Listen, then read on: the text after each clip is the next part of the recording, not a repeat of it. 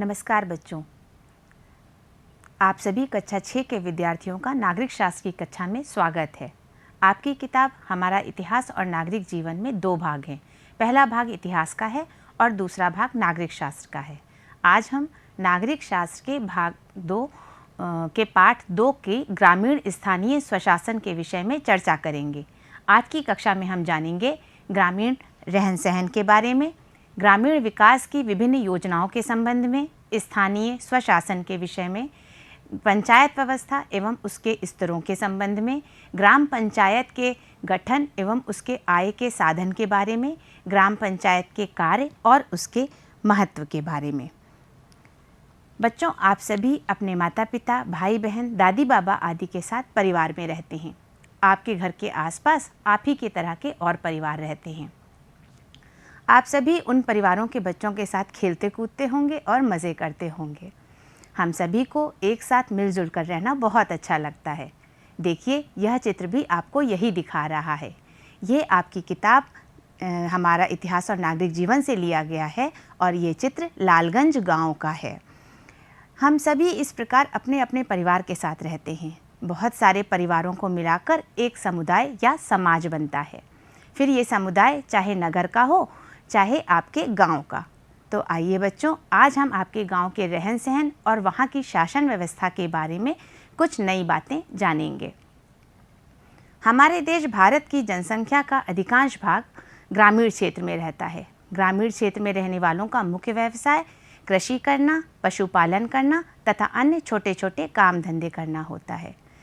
कुछ लोग विभिन्न सरकारी योजनाओं में भी कार्य करते हैं, लेकिन मुख्य रूप से गाँव में खेती ही होती है। हमारे उत्तर प्रदेश में किसान वर्ष में मुख्यतः 2 फसलें उगाते हैं। पहली रबी की फसल जो जाड़े के प्रारंभ में बोई जाती है और गर्मी के प्रारंभ में काट ली जाती है। दूसरी है खरीफ की फसल जो वर्षा ऋतु यानी जुलाई अगस्त में बोई जाती है और नवंबर के अंत तक काट ली जाती है। इन फसलों की उपज को बेचकर किसान अपने परिवार का भरण पोषण करते हैं और अपनी ज़रूरतों को पूरा करते हैं। खेती करने के लिए किसान मुख्यतः वर्षा पर निर्भर होते हैं। इसके अतिरिक्त नलकूप, नहर, तालाब आदि के द्वारा भी सिंचाई की जाती है। बच्चों, आप लोग भी अपने माता पिता के साथ कई बार खेतों में जाते होंगे। जिस समय फसल की बुआई या कटाई की जाती है उस समय कार्य बहुत अधिक बढ़ जाता है।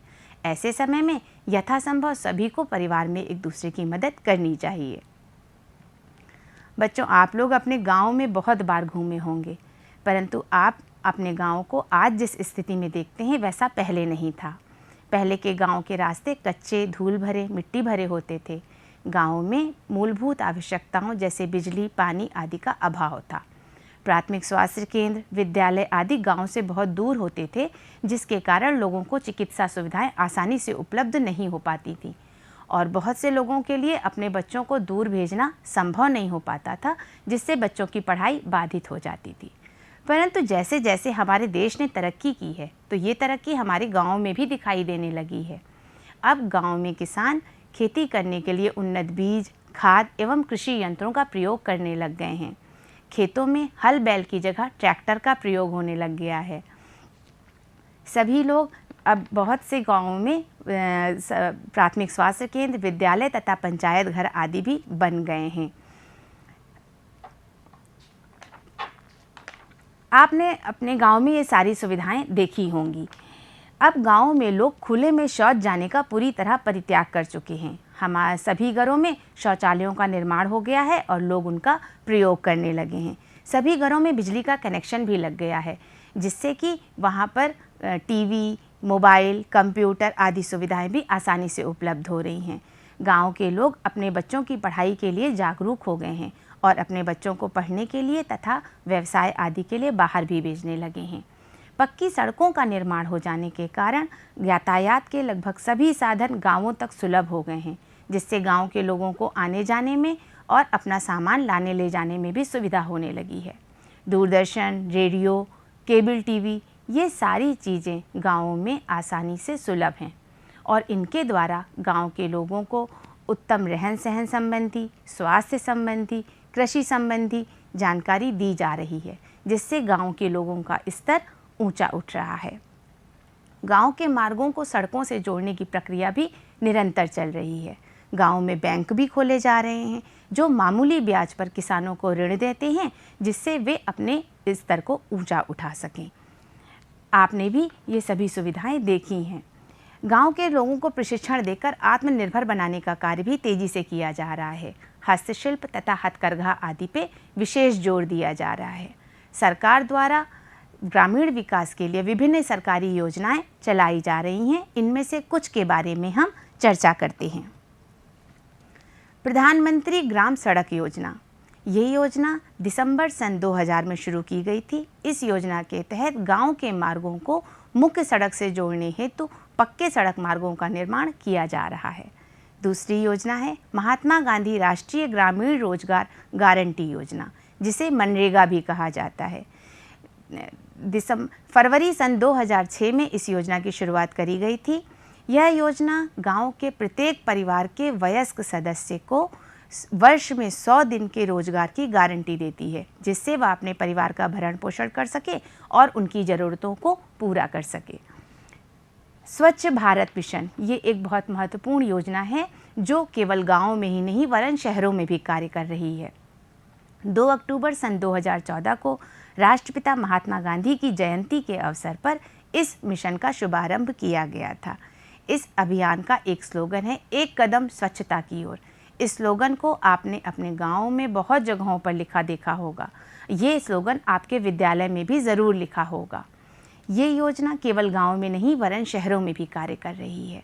इस योजना के तहत लोगों में स्वच्छता के प्रति जागरूक किया जाता है और विशेष सफाई अभियान चलाकर सार्वजनिक स्थानों पर साफ सफाई की जाती है। ये योजना गाँवों में शौचालयों का निर्माण करने का भी कार्य कर रही है, जिसे काफ़ी तीव्र गति से पूरा किया जा रहा है। आपने भी अपने गाँव में शौचालयों का निर्माण होते देखा होगा, जिन्हें इज्जत घर नाम दिया जाता है। इस तरह से ये योजना गाँवों में खुले में शौच जाने की प्रथा को पूरी तरह से समाप्त करने के लिए कार्य कर रही है। इसी प्रकार की अन्य बहुत सी योजनाएं हैं जो ग्रामीण विकास के लिए चलाई जा रही हैं। बच्चों, हमने ये तो समझा कि किस प्रकार गाँवों में तेज़ी से विकास हो रहा है और विभिन्न योजनाएं ग्रामीण विकास के लिए चलाई जा रही हैं। परंतु क्या आपने कभी सोचा है कि ये सब योजनाएं हमारे गाँव में किस प्रकार चल रही हैं? वो कौन से लोग हैं जो इन योजनाओं को हमारे गाँवों तक लेकर आते हैं? हमारे गाँव में सड़कें, पीने का पानी, नालियाँ, विद्यालय, स्वास्थ्य केंद्र आदि किस प्रकार कार्य करते हैं?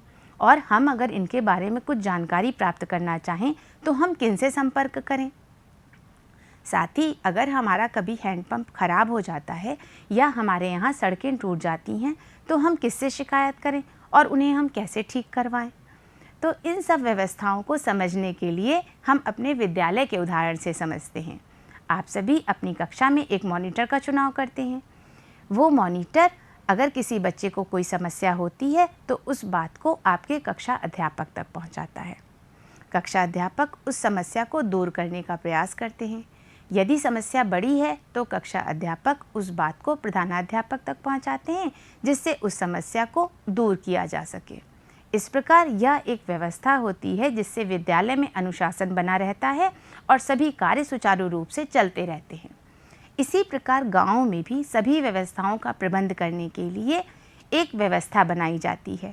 ये व्यवस्था गाँव के लोगों में से ही कुछ लोगों को चुनकर बनाई जाती है। गाँव में सुविधाओं का प्रबंध करने के लिए जिस तरह का शासन होता है उसे ग्रामीण स्थानीय स्वशासन कहते हैं, जिसका अर्थ है ग्रामीणों द्वारा अपना शासन। गाँवों में इतनी उन्नति होने के बाद भी अभी भी ऐसी बहुत सी समस्याएं हैं जिसके लिए गांव के लोगों को मिलजुल कर कार्य करना पड़ता है। गांव में कुआं, तालाब, सड़कें, विद्यालय, स्वास्थ्य केंद्र सभी ऐसी सुविधाएं हैं जिनका प्रयोग सभी लोग करते हैं और ये सभी के काम आती हैं। ऐसी सुविधाओं को सार्वजनिक सुविधाएं कहा जाता है और इन सार्वजनिक सुविधाओं का प्रबंध करने के लिए गाँव में एक पंचायत व्यवस्था कार्य करती है। बच्चों, आपने ये पंचायत शब्द ज़रूर सुना होगा और इस शब्द से आप अच्छी तरह परिचित हैं। तो आइए इस पंचायत व्यवस्था को हम विस्तृत रूप में जानते हैं। पंचायत व्यवस्था 3 स्तर पर कार्य करती है: ग्राम पंचायत, क्षेत्र पंचायत एवं जिला पंचायत। जैसा इनके नाम से ही पता चल रहा है, जिला पंचायत एक जिले के लिए काम करती है, क्षेत्र पंचायत पूरे विकास क्षेत्र के लिए काम करती है और ग्राम स्तर पर जो व्यवस्था कार्य करती है उसे ग्राम पंचायत कहते हैं। ग्राम पंचायत बनाने के लिए गांव में कम से कम 1000 की आबादी होना आवश्यक है। जहां पर गांव की आबादी 1000 से कम है, वहां पर आसपास के अन्य छोटे छोटे गांव मिला करके तब एक ग्राम पंचायत बनाई जाती है। इस प्रकार हम ये कह सकते हैं कि एक ग्राम पंचायत अन्य सभी छोटे छोटे गांवों के लिए कार्य करती है। ग्राम पंचायत के कार्य करने के लिए गांव में एक पंचायत भवन बनाया जाता है, जहां पर बैठकर ग्राम पंचायत के सदस्य समस्याओं को सुन सकते हैं तथा उनका निराकरण कर सकते हैं। ग्राम पंचायत के सदस्य बनने के लिए आवश्यक कुछ शर्तें होती हैं। ग्राम पंचायत के सदस्य गांव के लोगों के बीच में से ही मतदान द्वारा चुने जाते हैं। ग्राम पंचायत का सदस्य होने के लिए आवश्यक है कि वह व्यक्ति उस गांव का तथा भारत का नागरिक हो। साथ ही उस व्यक्ति की उम्र कम से कम 21 वर्ष होनी चाहिए। वह व्यक्ति पागल अथवा दिवालिया नहीं होना चाहिए। इसका तात्पर्य ये है कि वह व्यक्ति मानसिक रूप से पूरी तरह स्वस्थ होना चाहिए और उसके ऊपर ऐसा कोई ऋण नहीं होना चाहिए जिसका वह भुगतान ना कर सके। साथ ही उसको न्यायालय से किसी प्रकार की सज़ा ना मिली हो। गांव में रहने वाले 18 वर्ष से ऊपर के सभी स्त्री तथा पुरुष मतदान के द्वारा ग्राम पंचायत के सदस्यों का चुनाव करते हैं। ग्राम पंचायत के सदस्यों की संख्या 9 से 15 तक हो सकती है। ये संख्या उस ग्राम सभा में रहने वाले लोगों की संख्या अर्थात ग्राम सभा की जनसंख्या के द्वारा निर्धारित की जाती है। यदि ग्राम सभा की कुल जनसंख्या 1000 है तो वहाँ पर 9 ग्राम पंचायत के सदस्यों को चुना जाता है। यदि संख्या 1001 से 2000 तक है तो वहाँ पे 11 सदस्य चुने जाते हैं। 2001 से 3000 तक की जनसंख्या के लिए 13 ग्राम पंचायत के सदस्यों का चुनाव किया जाता है। जहाँ पर ग्राम सभा बड़ी है अर्थात 3000 से अधिक की आबादी होने पर अधिकतम 15 सदस्य चुने जा सकते हैं। ये सभी सदस्य उस ग्राम पंचायत के अंतर्गत आने वाले गाँवों में के सदस्यों में से चुने जाते हैं। कानून के अनुसार ग्राम पंचायत में महिला सदस्यों का तथा अनुसूचित जाति के सदस्यों का होना भी आवश्यक है। बच्चों, हमने जाना कि किस प्रकार ग्रामवासियों के बीच में से ही ग्राम पंचायत के सदस्यों का चुनाव किया जाता है। इसी प्रकार ग्राम प्रधान का चुनाव भी ग्राम पंचायत के सदस्यों के द्वारा और ग्राम सभा में रहने वाले लोगों के द्वारा किया जाता है। इन ग्राम प्रधान का चुनाव भी मतदान के द्वारा होता है। इन ग्राम प्रधान का कार्यकाल भी 5 वर्ष का होता है। बिल्कुल उसी प्रकार जैसे आप अपनी कक्षा में मॉनिटर का चुनाव करते हैं, उसी प्रकार ग्राम प्रधान का चुनाव भी किया जाता है। ग्राम पंचायत समिति के सदस्यों में से ही किसी एक सदस्य को उप प्रधान पद के लिए चुन लिया जाता है। यदि ग्राम प्रधान कभी अनुपस्थित होते हैं तो उप प्रधान ग्राम प्रधान के सभी दायित्वों का निर्वहन करते हैं और उनके कार्यों को करते हैं। ग्राम प्रधान, ग्राम पंचायत के सदस्य ये सभी जनता के द्वारा चुने जाते हैं और ये जनता की भलाई के लिए और गांव के विकास के लिए कार्य करते हैं। अतः इन्हें हम जनता के प्रतिनिधि कह सकते हैं। ये उसी गांव की जनता द्वारा चुने गए होते हैं। यदि कोई सदस्य ठीक से कार्य नहीं कर पा रहा है या स्वेच्छा से पद छोड़ना चाहता है तो उसे ग्राम पंचायत समिति से हटाया भी जा सकता है। बच्चों, इस प्रकार हमने जाना कि ग्राम प्रधान तथा पंचायत समिति के सदस्य मिलकर गांव की भलाई तथा विकास के लिए कार्य करते हैं। इन सभी कार्यों में इनकी मदद करने के लिए सरकार द्वारा भी कर्मचारी नियुक्त किए जाते हैं, जैसे कि ग्राम पंचायत अधिकारी, ग्राम विकास अधिकारी, लेखपाल तथा बेसिक स्वास्थ्य कार्यकर्ता। ग्राम पंचायत अधिकारी पंचायत समिति का सचिव होता है। इनका कार्य बहुत महत्वपूर्ण होता है।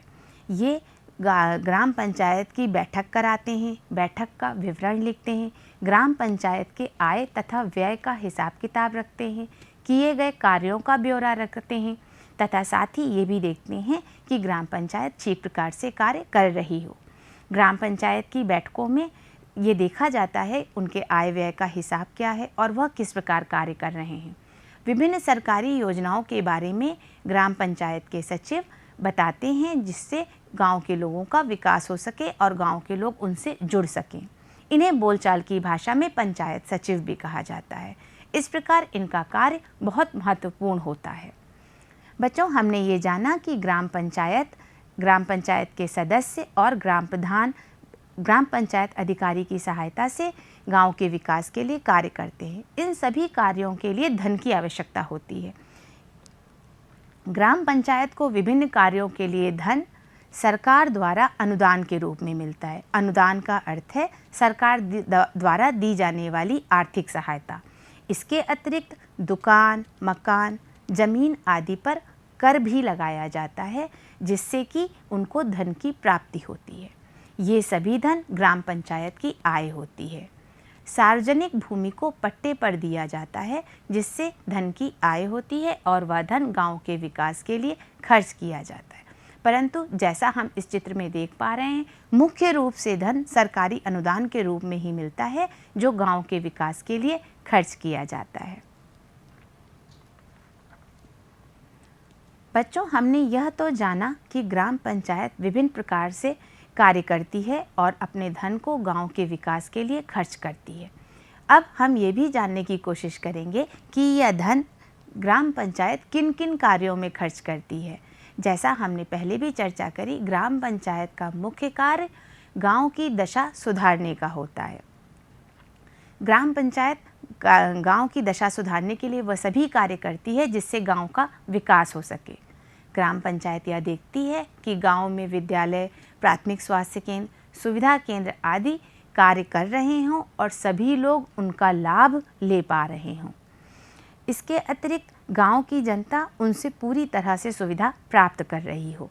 गांव की गलियों में खड़ंजा बिछवाना, गांव में पक्की सड़कों का निर्माण करना, गांव में साफ पीने के पानी का प्रबंध करना, पानी की निकासी के लिए नालियों का प्रबंध करना, ये सभी कार्य ग्राम पंचायत समिति करती है। इसके अतिरिक्त गांव में जन्म और मृत्यु का ब्यौरा रखना भी ग्राम पंचायत का एक मुख्य कार्य होता है। ग्राम प्रधान तथा ग्राम पंचायत समिति ये भी देखती है कि गांव में ठीक प्रकार से साफ सफाई हो रही हो और गांव के लोगों की छोटी मोटी समस्याओं का समाधान भी ग्राम पंचायत में किया जाता है। इस प्रकार ये ग्राम पंचायत हमारे गांव के लिए बहुत सारे काम करती है। हम ये देख रहे हैं कि ग्राम पंचायत के कार्यों में मुख्य भूमिका ग्राम प्रधान की होती है।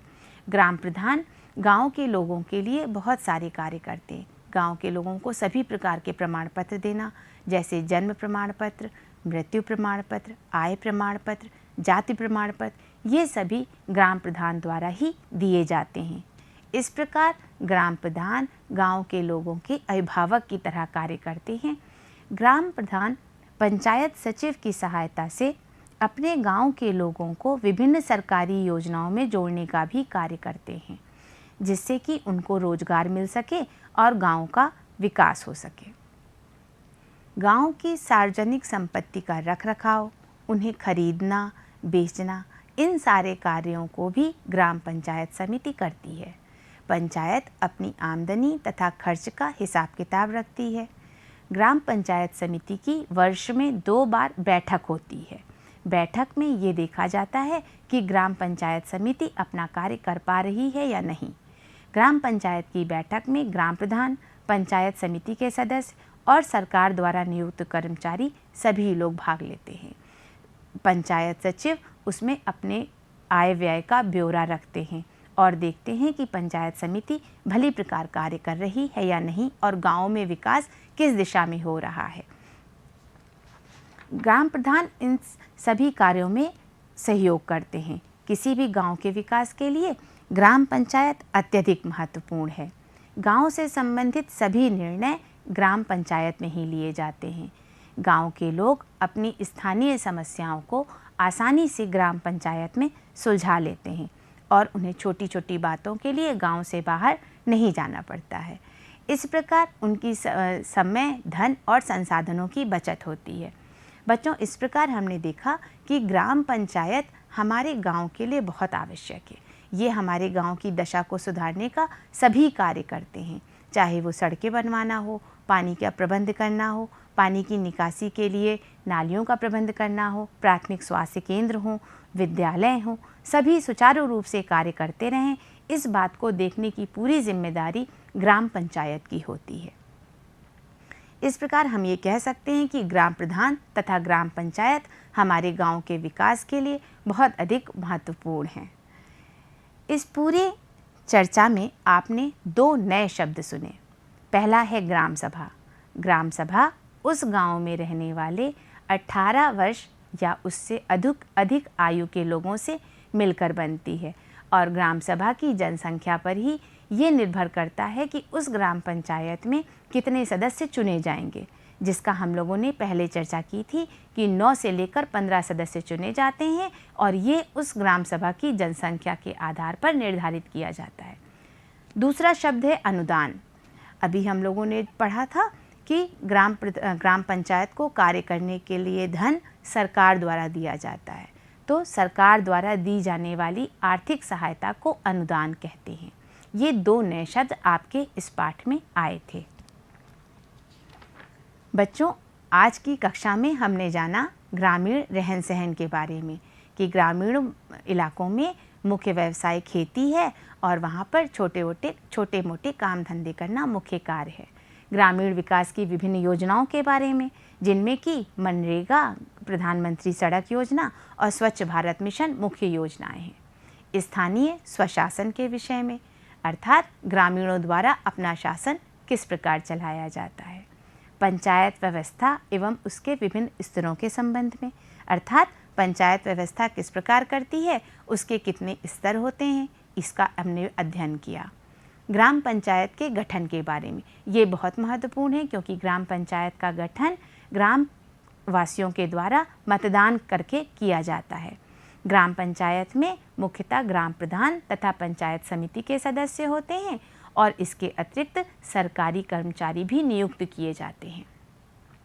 ग्राम पंचायत के आय के साधन के बारे में हमने जाना कि ग्राम पंचायत को मुख्य रूप से कार्य करने के लिए धन सरकार द्वारा अनुदान के रूप में मिलता है, जिसको वो विभिन्न कार्यों के लिए खर्च करते हैं। इसके बाद हमने देखा कि ग्राम पंचायत कौन कौन से कार्य करती है।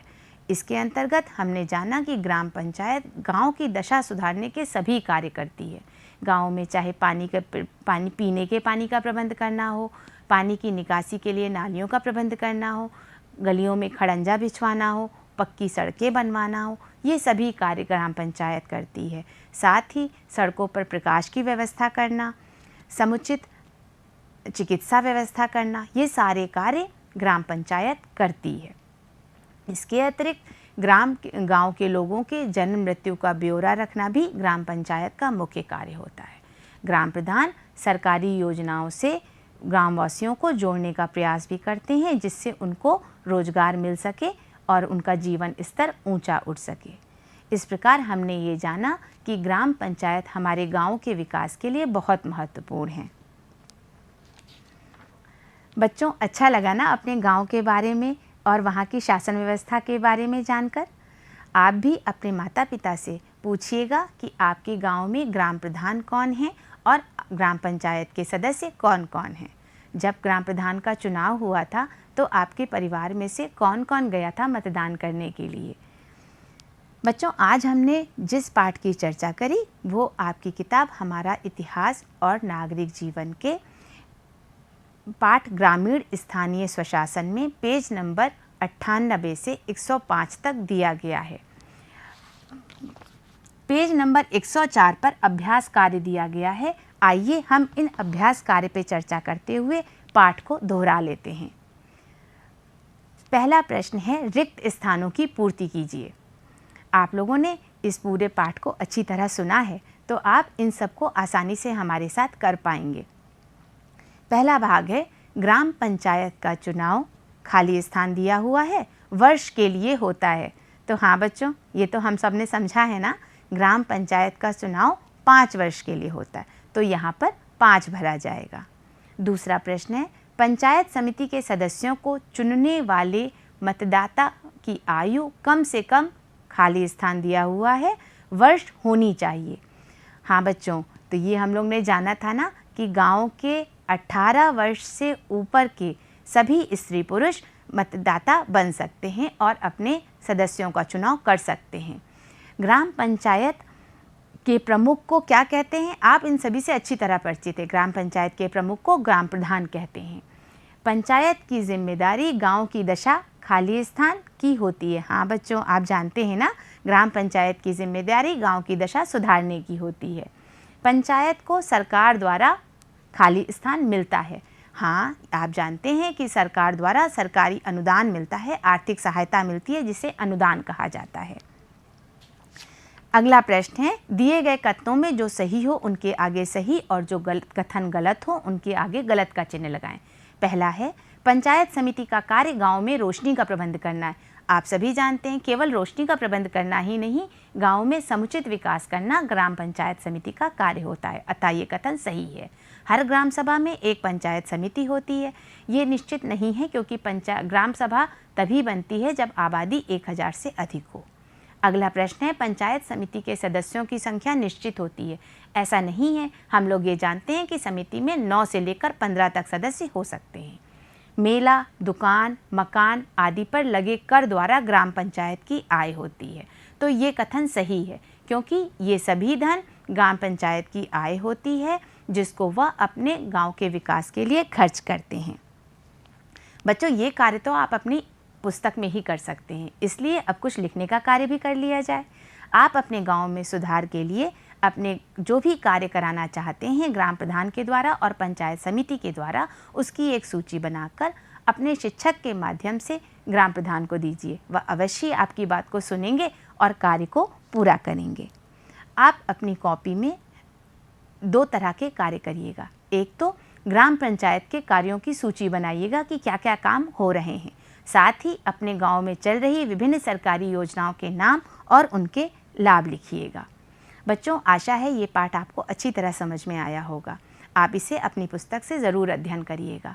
अगली कक्षा में हम पंचायत व्यवस्था के अगले स्तर अर्थात क्षेत्र पंचायत और जिला पंचायत को पढ़ने के लिए जल्दी ही फिर मिलेंगे। धन्यवाद।